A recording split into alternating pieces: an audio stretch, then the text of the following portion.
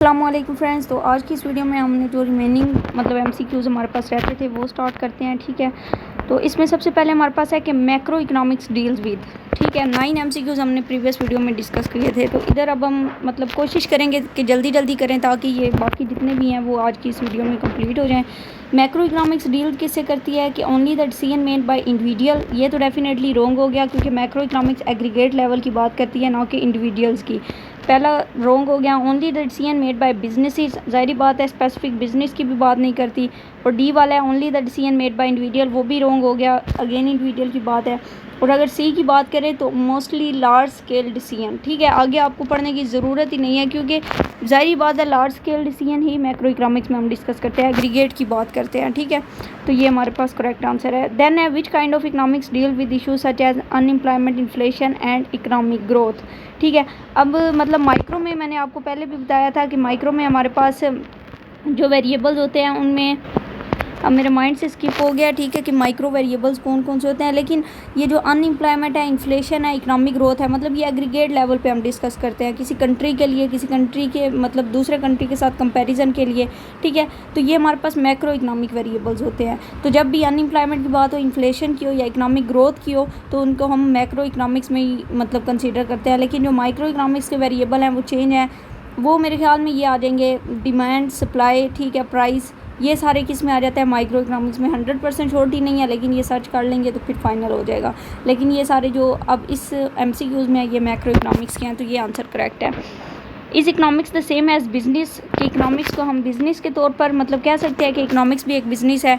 पहला आंसर है yes because it study money and how to get it, क्योंकि ये मनी के बारे में बात करती है कि किस तरह उसको अचीव करते हैं। सी वाला है yes because it study how to use resources to make product and that is what about business does.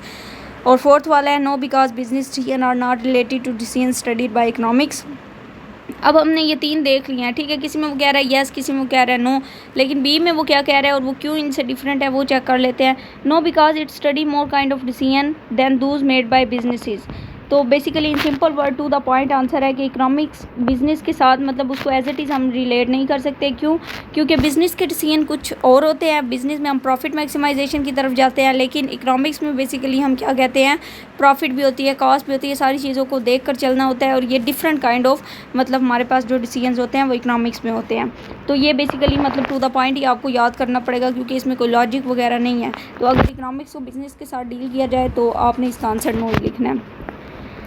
उसके बाद है which of the following might be a square good. Square good क्या होती है कि बेसिकली जो लिमिटेड होती है। ठीक है, मतलब एक वक्त के बाद जो ख़त्म हो जाएगी। सही हो गया। अब यहाँ पर उन्होंने एग्जांपल दिया है लव। ठीक है, लव भी लिमिटेड होता है, ये भी हमारे पास बेसिकली स्केयर में आ जाएगा। उसके बाद फेथ। ठीक है, फेथ यहाँ पे होना तो नहीं चाहिए था स्केयर गुड्स में, लेकिन उन्होंने फिर भी इसको ऐड किया हुआ है। ठीक है, इसका मतलब अब फेथ हर पर्सन का अपना होता है, इसलिए इस हवाले से थोड़ी सी कन्फ्यूजन है। उसके बाद सी है सेल्फ़ कंट्रोल। सेल्फ़ कंट्रोल भी डेफिनेटली स्केयर होता है क्योंकि कहीं ना कहीं ऐसी जगह पे हम अपना मतलब जो सेल्फ़ कंट्रोल होता है उसको लूज़ कर जाते हैं। ठीक है, और उसके बाद डी आंसर है ऑल ऑफ द अबव। तो उन्होंने बेसिकली फेथ को शायद इसलिए उन्होंने इधर ऐड किया है क्योंकि कुछ जगह पे हम अपने फेथ को भी मतलब प्रेफर नहीं करते। ठीक है, इन सिंपल वर्ड हम ये कह लेते हैं कि अब फेथ हमें ये कह रहा है कि आपने झूठ नहीं बोलना। ठीक है, अकीदा हमारा ये है, लेकिन फिर भी हम झूठ बोल देते हैं। ठीक है, तो ये आई थिंक सो उस हवाले से उन्होंने डिस्कस किया और ऑल ऑफ द अबव इसके मतलब करेक्ट आंसर है। उसके बाद है स्केयर गुड। स्केयर गुड वही बात है कि मतलब जो लिमिटेड हो, इसमें से कौन सी है, तो डज़ नॉट एग्जिस्ट, कि वो गुड जो एग्जिस्ट ही नहीं करती, जिसका वजूद ही नहीं है, वो स्केयर है। ये भी रॉन्ग हो गया। Is a good that can only B purchase with money, वो गुड्स जो हम मनी से परचेज़ कर सकते हैं, डेफिनेटली ये भी रॉन्ग है क्योंकि नेचुरल रिसोर्सेज तो हमें फ्री में भी अवेलेबल है, वाटर हो गया, उसके अलावा सनशाइन होगी। Is a good that can never be purchase with money, वो गुड जिसको हम मनी से परचेज नहीं कर पाते, ये भी मतलब रॉन्ग हो गया डेफिनेटली। उसके बाद डी में देखें तो is a good that available in limited quantities but it is desires in greater quantities. सही है कि वो गुड्स जो लिमिटेड अवेलेबल होती हैं लेकिन उनकी ख्वाहिश हमारे अंदर बहुत ज़्यादा होती है। ठीक है, तो ये बेसिकली स्केयर गुड होता है। उसके बाद in economics when we say that people are rational we mean that they, कि इकोनॉमिक्स में जब हम ये कहते हैं कि कोई भी पीपल रैशनल है मतलब कंज्यूमर रैशनल है, तो इसका मतलब क्या है। ठीक है, रैशनल का मतलब मैंने ऑलरेडी पिछले एमसीक्यूज़ में आपको बता दिया था कि बेसिकली वो पर्सन जिसको अपने अच्छे और बुरे का पता है। ठीक है, नेवर मेक मिस्टेक, वो पर्सन जो मिस्टेक नहीं करता, लेकिन प्रीवियस एमसीक्यूज़ में हमने कल वाली वीडियो में पढ़ा था कि बेसिकली वो मिस्टेक भी करता है और फिर उससे लर्न करता है, ठीक है। तो ये रॉन्ग हो गया। उसके बाद सी है logically figure out what to do, ये भी रॉन्ग है। Behave in a random unpredictable manner, मतलब वो रैंडम या अनप्रिडिक्टेबल तो बिहेव ही नहीं करता, तो ये भी रॉन्ग है। और उसके बाद अब बी को देखें तो try to get what they desire as best they can given the limitation they face. अब वही बात होगी कि बेसिकली रैशनल कंज्यूमर वो होता है जो अपने लिए कोशिश करता है कि अपनी ख्वाहिश को पूरा करने के लिए बेस्ट से बेस्ट चूज़ करे, सही है, जिससे they can give the limitation they face, मतलब जो उसके पास लिमिटेशंस हैं, रिसोर्सेज कम है, उनके अंदर रहते हुए वो अनलिमिटेड वांट्स को पूरा करे, वो बेसिकली रैशनल कंज्यूमर कहलाता है। उसके बाद है व्हाट मेक्स इकोनॉमिक्स साइंटिफिक, कौन सी चीज़ है जो इकोनॉमिक्स को साइंटिफिक बना देती है, ठीक है। इसमें पहले it taste theories, definitely economics theories को टेस्टेड करती है against observation and modifies the theories if needed. उसके अलावा वो उनको ऑब्जर्व भी करती है, ठीक है। मॉडिफाइज मतलब उन पर इंपीरिकल डाटा के एनालिसिस वगैरह भी करती है जिसकी हमें ज़रूरत होती है, ठीक है। तो इकोनॉमिक्स बेसिकली इस तरह साइंटिफिक मतलब स्टडी के साथ हम उसको, जैसे साइंटिफिक में हम केमिकल्स के कंपैरिजन करते हैं, इसी तरह इसमें हम डाटा से कंपैरिजन करते हैं, ठीक है। It use number to measure things, it involves the use of experiment. अब ये सिंपल मतलब अलग अलग उन्होंने बताया हुआ है। और इसके बाद लास्ट एमसीक्यूज़ का क्या है, it is description of how things work, ठीक है। तो इसमें हमें साफ नज़र आ रहा है कि जो फर्स्ट वाला है वो बेसिकली करेक्ट आंसर है। उसके बाद नेक्स्ट हमारे पास इसमें what does citrus Paribas mean. अब सेट्रस पेरिबस का कल भी हमने जिक्र किया था, ठीक है, कि citrus Paribas means other thing remaining the same, तो ये तो फ़ौरन ही आपको अंदाज़ा हो जाना चाहिए। उसके बाद है इन land intensive method which means production is used comparatively more. Land intensive क्या होती है, या लेबर इंटेंसिव क्या होती है, या कैपिटल इंटेंसिव क्या होती है, इसका कंसेप्ट बेसिकली ये है, जब हम बात करते हैं ना कि ये कंट्री लेबर इंटेंसिव है, मीन्स कि वो ज़्यादातर चीज़ें प्रोड्यूस करने के लिए लेबर यूज़ करता है। अगर हम कहते हैं कि ये कंट्री कैपिटल इंटेंसिव है, तो मतलब कि वो कंट्री ज़्यादातर मशीनरी यूज़ करता है। या फिर अगर हम कहते हैं कि ये कंट्री लैंड इंटेंसिव है, तो मतलब कि वो अपनी चीज़ें प्रोड्यूस करने में ज़्यादातर लैंड का यूज़ करता है, ठीक है। तो इसलिए यहाँ पर वो कह रहा है कि is land intensive method which means production is used comparatively more land, ठीक है, कि चीज़ों को प्रोड्यूस करने के लिए मोर लैंड यूज़ होती है लैंड इंटेंसिव मेथड में, समझ आ गई। उसके बाद हमारे पास, अब उम्मीद है यहाँ पर ये क्लियर हो गया होगा लैंड इंटेंसिव वाला, ठीक है, कि वही बात है कि ज़्यादा चीज़ें प्रोड्यूस करने के लिए लैंड को ज़्यादा यूज़ करना हम लैंड इंटेंसिव कहते हैं। उसके बाद profit making is a basic motive इन। अब प्रॉफिट मतलब कौन सा इकॉनमी का सिस्टम है। अब ये ना हमारे पास 4 सिस्टम दिए गए हैं, ठीक है, सिस्टम ऑफ द इकॉनमीज़, ठीक है। एक हमारे पास सोशलिज्म होता है, मिक्स्ड इकॉनमी होती है, जिसमें मिक्स्ड इकॉनमी होती है जिसमें गवर्नमेंट और मतलब ये प्राइवेट सेक्टर, ठीक है, इन दोनों का रोल होता है। कुछ गवर्नमेंट कंट्रोल करती है, कुछ प्राइवेट करता है। कम्युनिज्म और कैपिटलिज्म आ जाती हैं। बाकी तीनों में मतलब थोड़ी सी कन्फ्यूजन है, ये रीड आउट करके फिर बताने पड़ेंगे। ओके, उसके बाद हमारे पास वो कहता है कि प्रॉफिट का जो मतलब पर्पज़ है ना, वो किस इकोनॉमिक सिस्टम में ज़्यादा है। तो इसको भी अब आपने माइंड में बिठाना है कि कैपिटलिज्म में हम बेसिकली प्रॉफिट को ही फोकस करते हैं। क्यों? क्योंकि क्लासिकल इकोनॉमिस्ट कैपिटलिज्म की बात करते थे, सही है, तो उसके अकॉर्डिंग मतलब प्रॉफिट की बात ज़्यादातर कैपिटलिस्ट इकॉनमी में होती है। तो इसको आपने एज इट इज़ याद रखना है। Market mechanism is the feature of, अब वही बात होगी। अब मतलब कैपिटलिज्म के बारे में आपको 2 चीज़ें पता चल गई हैं कि एक बेसिकली हमारे पास प्रॉफिट मेकिंग की बात हो तो वो भी कैपिटलिस्ट इकॉनमी में होती है। उसके अलावा मार्केट मैकेनिज़्म की बात हो, मैकेनिज़्म क्या है कि मार्केट को किस तरह हमने चलाना है, तो वो भी कैपिटलिज्म में ही आएगा, सही है। तो बाकी जो इकॉनमी के सिस्टम है उनमें ये चीज़ें नहीं हैं। Who is called father of economics, definitely ये भी टू द पॉइंट याद करने वाली बात है कि एडम स्मिथ को हम फादर ऑफ इकनॉमिक्स कहते हैं, founder of new classical economics.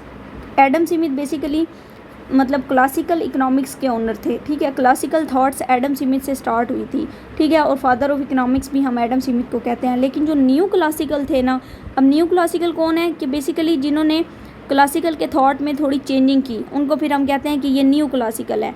हैं वो क्लासिकल के ही फेलोज, लेकिन यह है कि उसमें थोड़ी सी उन्होंने न्यू थॉट्स वगैरह इंट्रोड्यूस करवाई, जिसके लिए हम उन्हें न्यू क्लासिकल कह देते हैं। तो न्यू क्लासिकल के जो फाउंडर हैं वो हैं मार्शल, सही है।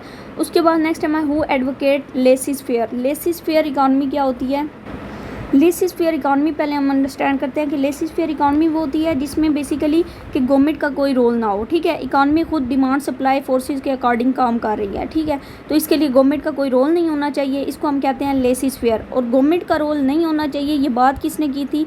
ये बेसिकली क्लासिकल ने बात की थी, ठीक है। क्लासिकल कहते थे कि मार्केट को उसके हाल पर छोड़ दिया जाए, ठीक है। अगर एक डिसइक्विलिब्रियम आता है ना तो 6 महीने या साल के बाद वो दोबारा खुद इक्विलिब्रियम की तरफ चल पड़ेंगी इकॉनमी, ठीक है। तो गवर्नमेंट का कोई रोल ही नहीं है, तो गवर्नमेंट को होना ही नहीं चाहिए। तो इस तरह हम कह रहे हैं कि लेसी स्फीयर का कंसेप्ट क्लासिकल ने दिया था। उसके बाद है ordinal measurement approach was not presented by. अब ऑर्डिनल जो अप्रोच थी ना, ये बेसिकली एलन ने दी थी, हिक्स ने दी थी और एजवर्थ ने दी थी, ठीक है। ये 3 बंदे हैं जिन्होंने बेसिकली ये ऑर्डिनल मेजरमेंट की अप्रोच दी थी। ये एक थ्योरी है सारी, ठीक है। लेकिन वो कह रहा है कि was not presented by. In MCQs में से वो कौन सा पर्सन है जिसने ये थ्योरी नहीं दी? तो डेफिनेटली वो रॉबिन्स है, क्योंकि रॉबिन्स ने इस थ्योरी पे कोई काम नहीं किया। तो ये चीज़ें ना याद करने वाली हैं, तो इनको अपने माइंड में बिठाना है। Resources in the economy definitely limited है, टू द पॉइंट पता चल जाता है कि are limited at any moment in time. Resources mean वसाइल, ठीक है, साथ लिखा हुआ है। उसके बाद है ह्यूमन वांट्स आर अनलिमिटेड, जाहिर बात है ये हम स्टार्ट से डिस्कस करते आ रहे हैं। उसके बाद the sacrifice involved when you choose a particular course of action is called. अब इस एमसीक्यू को पहले अंडरस्टैंड कर लेते हैं कि कोई भी ऐसा एक्शन जिसमें हम मतलब when you choose a particular course of action, ठीक है, सेक्रीफाइस इन्वॉल्व, कि जिसमें आप बेसिकली एक चीज़ को लेने के लिए दूसरी चीज़ को सेक्रीफाइस कर, तो इसको ऑलरेडी मैंने बता दिया था कि उसको हम अपॉर्चुनिटी कॉस्ट कहते हैं, ठीक है। कि फॉर एग्जांपल अगर आपके पास 2 गुड्स है ना, गुड ए और गुड बी, अगर आपने बी की ज़्यादा क्वांटिटी लेनी है तो आपको ए की कुछ क्वांटिटी छोड़नी पड़ेगी, और अगर आपने ए की ज़्यादा लेनी है तो बी की कुछ छोड़नी पड़ेगी, ठीक है। तो इसको हम अपॉर्चुनिटी कॉस्ट कहते हैं। Which of the following is not one of the basic economic question. Economic question अब अगर याद हो वो जो हमने लेक्चर डिस्कस किए हैं, ये क्या उसे कहते हैं, फर्स्ट ईयर और सेकंड ईयर की बुक के, ठीक है। फर्स्ट ईयर और सेकंड ईयर की बुक में हमने पढ़ा था कि हमारे पास 4 मेन क्वेश्चन होते हैं इकोनॉमिक्स में। What to produce, how to produce, for whom to produce, सही है, कि हमने क्या प्रोड्यूस करना है, किसके लिए करना है और कैसे करना है, ठीक है। तो यहाँ पर अब देखें, उन्होंने बोला है कि which of the following is not the basic question economic, मतलब इकोनॉमिक क्वेश्चन, ठीक है। व्हाट टू प्रोड्यूस, ये तो डेफिनेटली इकोनॉमिक का क्वेश्चन है। हाउ टू प्रोड्यूस, ये भी है। हु टू प्रोड्यूस, कौन प्रोड्यूस करेगा, और फॉर होम टू प्रोड्यूस, किसके लिए प्रोड्यूस करेगा। लेकिन इसमें जो एक्स्ट्रा है वो है how to maximise economic growth, ये तो इकोनॉमिक का क्वेश्चन नहीं है, ठीक है। तो हमारे जो बेसिक 4 क्वेश्चन है वो आपको अंडरस्टैंड होने चाहिए, तो ये 4th वाला मतलब नहीं है, तो इसको हम ट्रू कर देंगे। उसके बाद है revealed preference theory was presented by Samuelson. अब ये भी टू द पॉइंट याद करने वाली बात है कि ये एक इकोनॉमिक थ्योरी दी थी सैमुअल्सन ने, ठीक है, रिवील्ड प्रेफरेंस। तो इसका आपने एज इट इज़ याद कर लेना है। उसके बाद the fundamental economic problem faced by all societies. अब जाहिर बात है वो कहता है कि एक ऐसी प्रॉब्लम है जो तमाम सोसाइटीज़ को या फिर पूरी दुनिया को फेस करनी पड़ती है, तो वो स्केर्सिटी है, जाहिर बात है, ठीक है। Scarcity means limited resources. उसके बाद the free market involve, free market involves, अब फ्री मार्केट में हमारे पास क्या होती है, अब ये वही बात होगी लेसी स्फीयर वाली। लेसी स्फीयर में हमने कहा था कि मतलब गवर्नमेंट को ऐड नहीं होना चाहिए। जब गवर्नमेंट ऐड नहीं होगी तो मार्केट क्या होगी, मार्केट फ्री होगी। अब फ्री मार्केट का भी कंसेप्ट मींस कैपिटलिस्ट कह रही हूँ, क्लासिकल इकोनॉमिस्ट ने दिया था, ठीक है। और फ्री मार्केट का मतलब क्या है कि market forces of supply and demand, कि मार्केट जो है वो सप्लाई और डिमांड फोर्सेस के अकॉर्डिंग चलेगी, गवर्नमेंट का रोल नहीं होना चाहिए। तो इसमें ये बाकी तो हो ही मतलब रॉन्ग है। तो इसमें टू द पॉइंट आपने याद रखना है कि फ्री मार्केट का मतलब क्या है कि कोई गवर्नमेंट का रोल नहीं होना चाहिए, बल्कि डिमांड और सप्लाई मार्केट को चलाएंगी। उसके बाद अब मिक्स्ड इकॉनमी, मिक्स्ड इकॉनमी का मैंने आपको ऑलरेडी ये प्रीवियस एग्जांपल में बताया कि मिक्स्ड इकॉनमी वो होती है जिसमें कुछ प्राइवेट सेक्टर होता है और कुछ गवर्नमेंट इंटरवेंशन होती है। अब यहाँ पर डी में आप देख लें तो वो कह रहा है the market forces has market forces and government intervention, ठीक है। Market forces mean private sector जो काम कर रहा है, और गवर्नमेंट इंटरवेंशन मीन्स कुछ गवर्नमेंट की और कुछ प्राइवेट की, तो उसको हम कंबाइंड मिक्स्ड इकॉनमी कहते हैं। इन अ कमांड इकॉनमी, अब ये ना डिफरेंट देखे, पीछे हमने मतलब इकॉनमी की टाइप्स पढ़ी हैं, तो उसमें मतलब अब ये उन टाइप्स को आगे डिफ़ाइन कर रहा है, तो यहाँ से आपने इनकी डेफिनेशंस को भी अंडरस्टैंड कर लेना है। हमने मिक्स्ड की बात कर ली, फ्री की बात करी, अब कमांड इकॉनमी है। कमांड इकॉनमी में क्या होता है, the public sector is large, मतलब गवर्नमेंट का रोल ज़्यादा होता है, ठीक है। पब्लिक सेक्टर को हम गवर्नमेंट भी कह देते हैं और गवर्नमेंट को हम पब्लिक सेक्टर भी कह देते हैं, सही है। तो इस तरह वो कह रहा है कि कमांड इकॉनमी वो होती है जिसमें पब्लिक सेक्टर का रोल ज़्यादा होता है। तो ये चीज़ें मतलब इसमें बाकी एमसीक्यूज़ डिस्कस करना इसलिए ज़रूरी नहीं है क्योंकि इसमें टू द पॉइंट ही आंसर है इसके, सही है, तो ये आपको याद करने पड़ेंगे, इसमें कोई कन्फ्यूजन नहीं है। उसके बाद है the public sector include, public sector में हमने बात कर लिया कि गवर्नमेंट ओनरशिप होती है, ठीक है। अब बाकी देख लें तो मार्केट फोर्सेस की बात है, ऑल ट्रेडर इन्वॉल्व है, इन्वेस्टर, तो ये सारे रोंग हो गए, तो गवर्नमेंट ओनरशिप होगी। Which of the following is a normative statement in economics. अच्छा, मुझे अब याद नहीं है कि हमने नॉर्मेटिव और पॉजिटिव इकनॉमिक्स की बात की थी या नहीं, ठीक है, लेकिन यहाँ पे हम कर लेते हैं। एक होती है पॉजिटिव इकनॉमिक्स और दूसरी होती है नॉर्मेटिव इकनॉमिक्स, ठीक है। नॉर्मेटिव इकनॉमिक्स वो होती है जिसमें गवर्नमेंट, नॉर्मेटिव में बेसिकली ये होता है कि गवर्नमेंट किसी प्रॉब्लम पे फोकस करती है, ठीक है, और फिर उसको प्रॉब्लम को ख़त्म करने पे उस पर कॉन्सेंट्रेट करती है, ठीक है, उस प्रॉब्लम को सॉल्यूशन भी फाइंड करती है इन सिंपल वर्ड, ठीक है। तो यहाँ पर वो कहता है कि नॉर्मेटिव इकनॉमिक्स की स्टेटमेंट क्या है इनमें से, तो definitely government should concentrate on reducing unemployment. अब अनएम्प्लॉयमेंट एक प्रॉब्लम फाइंड कर लिया, अब गवर्नमेंट उस पर फोकस कर रही है कि किस तरह उसको कम करना है। उसके बाद यहाँ पर मतलब सिर्फ सिंपल गवर्नमेंट ने कॉन्सेंट्रेट किया, कोई पॉलिसी नहीं दी, ठीक है। अब बाकियों में देख लें तो more spending by the government reduce poverty, अब ये एक पॉलिसी में आ जाता है, तो इसमें कोई पॉलिसी वाला सीन नहीं होना, सिंपल गवर्नमेंट मतलब किसी प्रॉब्लम को फाइंड आउट करती है और उस पर कॉन्सेंट्रेट करती है। If any economy is productively efficient, ठीक है, इससे क्या होगा, everyone is wealthy, resources are unemployed, the distribution of income is equal, more of one product can only produce if less if another product is produced.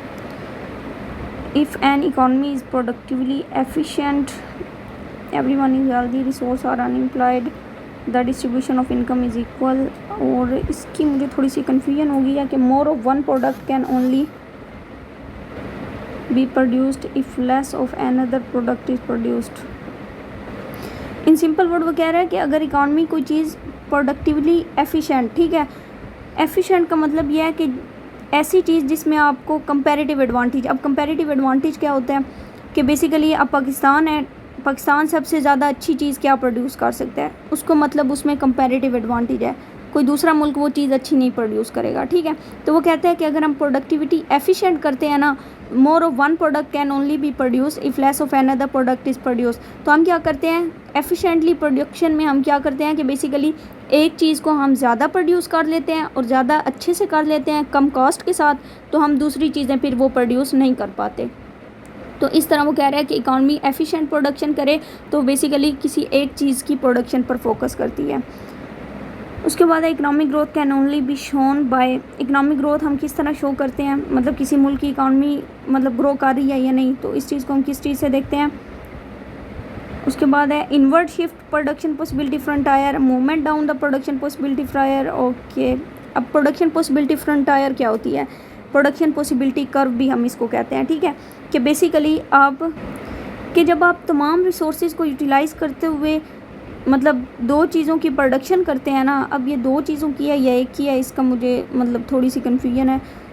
Process I think so इसको हम इसी तरह define करते हैं, the production of two goods which can be produce by utilising all the available resources, कि basically हम economy के तमाम रिसोर्सेज को यूटिलाइज़ करते हुए जब कोई चीज़ प्रोड्यूस करते हैं ना, तो उसको हम प्रोडक्शन पॉसिबिलिटी फ्रंटायर कहते हैं, सही है।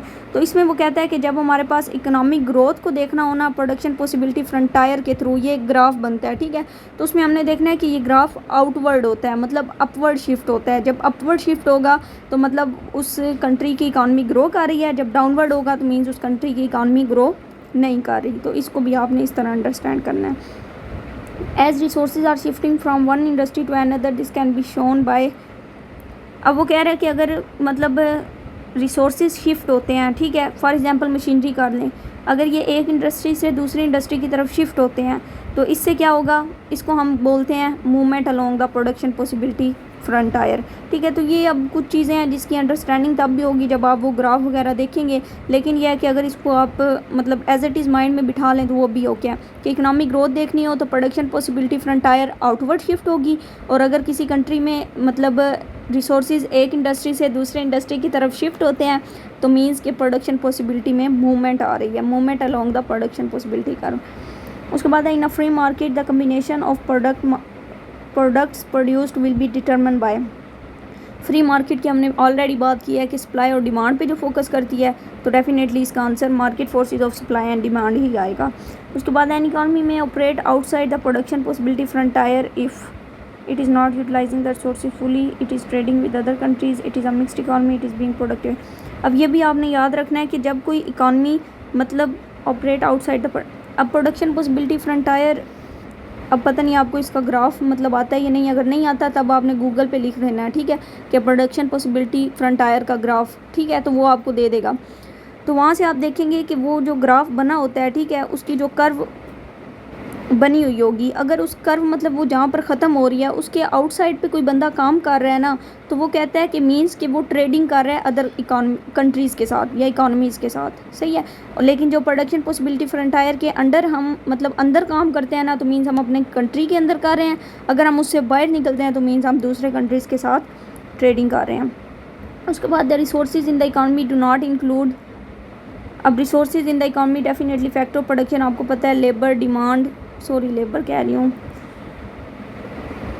ये आ जाता है क्या उसे कहते हैं, land, labour, capital and entrepreneurship, ठीक है, ये हमारे पास रिसोर्सेज हैं या फिर हम इनको फैक्टर ऑफ प्रोडक्शन कहते हैं।